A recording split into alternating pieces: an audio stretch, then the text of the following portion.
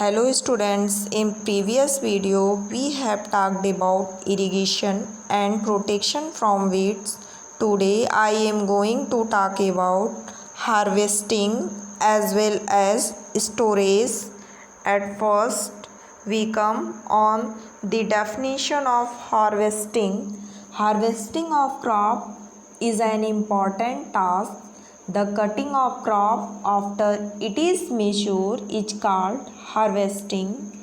In harvesting, crops are pulled out or cut close to the ground. It usually takes 3 to 4 months for a cereal crop to mature. Harvesting in our country is either done manually by sickle or by a machine called harvester.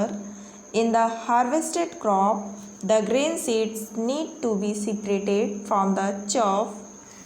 This process is known as threshing.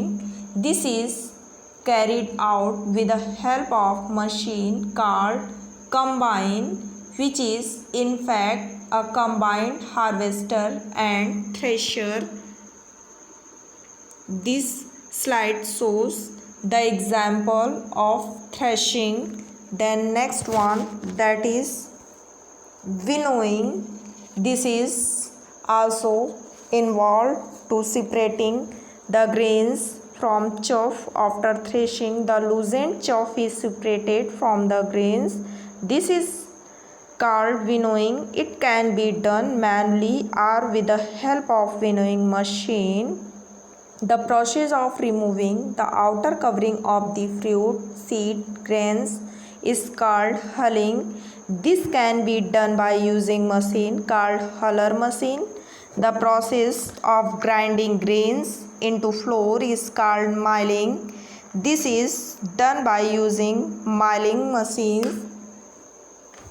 Here this is winnowing machine that separate grain from chaff. Then next one, that is storage.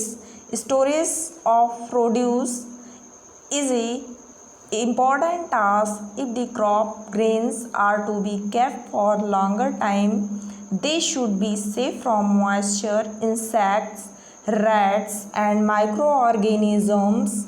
The fresh crop has more moisture. If freshly harvested grains are stored without drying, they may be get spoiled or attacked by organisms, losing their germination capacity. Hence, before storing them, the grains are properly dried in the sun to reduce the moisture in them. This prevents the attack by insect, pest, bacteria and fungi. Farmers store grains in the jute bags or metallic bins. However, large scale storage of grains is done in silos and granaries to protect them from pests like rats and insects. Here, silos for storage of grains and storage of grains in granaries. Also, dried neem leaves are used for storing food grains at home.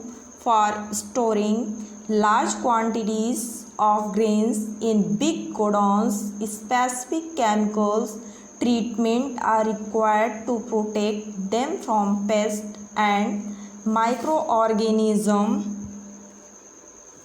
After 3 or 4 months of hard work, there comes the day of the harvest.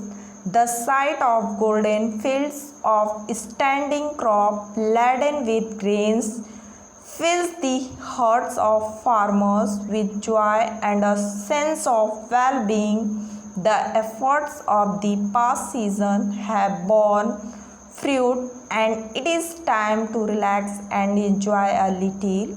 The period of harvest is thus of great joy and happiness in all parts of India. Men and women celebrate it with great enthusiasm. Special festivals associated with harvest season are Pongal, Baisakhi, Holi, Diwali, Nabaya and Bihu. Then next slide, this shows animal husbandry. What is animal husbandry? We have just seen that the process of crop production involves a number of steps like selection of seeds, sowing, etc. Similarly, animals reared at home or in farms have to be provided with proper food, shelters, and cares. When this is done on a large scale, it is called animal husbandry. Animals are reared to get these food items just like crop production. The large scale rearing of animals to get food product from them is called animal husbandry. For example, large scale rearing of fish is called pisciculture and large scale rearing of honeybees is called apiculture. That's all. Thank you.